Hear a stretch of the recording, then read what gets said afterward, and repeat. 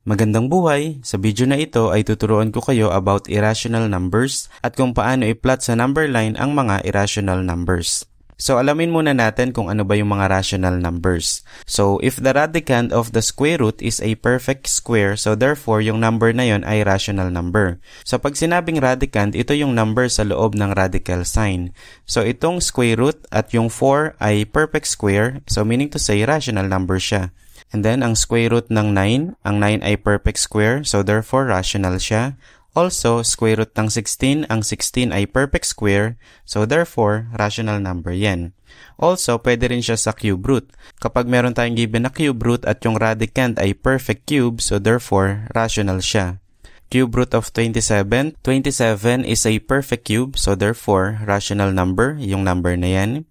And also, cube root of 64, ang 64 ay perfect cube, so rational number siya. Dito naman tayo sa irrational number. So, if the radicand of the square root is not a perfect square, so therefore, yung number na yun ay irrational number. So, example, square root of 3. Ang 3 ay hindi perfect square, so therefore, irrational siya. Also, square root of 10 and square root of 18. Ang 10 at 18 ay hindi parehas perfect square. So therefore, ang 10 and 18 is also an irrational number. Same also kapag sa perfect cube. If the radicand of the cube root is not a perfect cube, so yung number na yun ay irrational number. Example, cube root of 4, so hindi perfect cube ang 4, kaya irrational siya. Also, ang cube root of 20 and cube root of 25, ang 20 at ang 25 ay parehas na hindi perfect cube. So, therefore, irrational number yung number na yan. So, basically, kapag ka square root at perfect square, rational. Cube root at perfect cube, rational. Kapag ka naman square root at hindi perfect square, irrational. Also, kapag cube root at hindi perfect cube, the answer is also irrational number. So ngayon, meron tayong mga given dito na numbers sa itaas. So we are going to identify saan ba sila kabilang sa rational number or sa irrational number. So let's start with 1/2. So as you can see, wala namang radical sign. So therefore, rational number, yung number na yan. -3, also walang radical sign. So dito natin siya ilagay sa rational numbers. Square root of 9. So square root tapos perfect square yung 9. So therefore, rational number siya.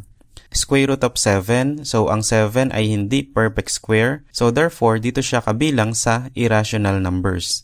Square root of 100, ang 100 ay perfect square, so therefore dito siya sa rational numbers. Square root of 17, ang 17 ay hindi perfect square, so therefore dito siya sa irrational numbers. Cube root of 1, ang 1 ay perfect cube, so therefore dito siya sa rational numbers. Cube root of -8. Ang -8 is also a perfect cube, so therefore, dito siya kabilang sa rational numbers. Cube root of 9, so ang 9 ay hindi perfect cube, so therefore, dito siya kabilang sa irrational numbers. Cube root of 12. Ang 12 ay hindi perfect cube, so therefore, dito siya kabilang sa irrational numbers. So hopefully, ay kaya na nating mag-identify kung ang number ay rational or irrational number. So ngayon naman ay tuturuan ko kayo kung paano mag-plot ng irrational number sa number line. So example, we are going to plot square root of 3 in a number line. So as you can see, meron tayong number line dito sa ilalim. So ito yung 0 natin, lahat ng nasa kanan ay positive, lahat ng nasa kaliwa ay negative. So para ma-plot natin siya sa number line, so isulat lang muna natin yung square root of 3 na given. So alamin natin yung pinakamalapit na perfect square sa left side ng 3. So, ang pinakamalapit na perfect square ay square root of 1. Sa kanan naman, ang pinakamalapit na perfect square ay square root of 4. So, as you can see, ang 3 ay nasa pagitan ng square root of 1 at square root of 4. Now, ang square root ng 1 ay 1. So, kung ipa-plot natin siya, itatapat natin siya dito sa number 1. Ang square root naman ng 4 ay 2. Kaya dito natin siya ilalagay. So again, ang 3 ay nasa middle ng 1 and 4. So dito lang siya dapat mailagay. So dahil irrational number siya, mag-e-estimate lang tayo kung saan ditong gawi. So hindi natin siya maipa-plot ng saktong-sakto. So we are just going to estimate. So probably dito yan sa gawin na yan. So dyan natin ilalagay yung point ng square root of 3. Next, square root of 27. So, lagay lang natin dito yung 27. Ang pinakamalapit na perfect square sa kaliwa niya ay square root of 25. Ang pinakamalapit naman sa kanan niya ay square root of 36. Ang square root ng 25 is equal to 5, kaya dito natin ilagay sa tapat ng 5. Ang square root ng 36 is equal to 6, kaya dito natin ilagay yung square root of 36. At ang 27 ay medyo mas malapit sa 25, kaya dito natin ilagay yung point ng square root of 27. So ngayon naman, i-plot natin sa number line itong cube root of 20. So lagay lang natin dito. Kuhanin natin yung pinakamalapit na cube root sa kaliwa niya, which is number 8. And then pinakamalapit na cube root sa kanan niya, ang number na yon ay 27. So ang cube root ng 8 is equal to 2, kaya dito natin ilagay sa tapat ng 2. Ang cube root naman ng 27 is equal to 3, kaya dito natin ilagay sa number 3.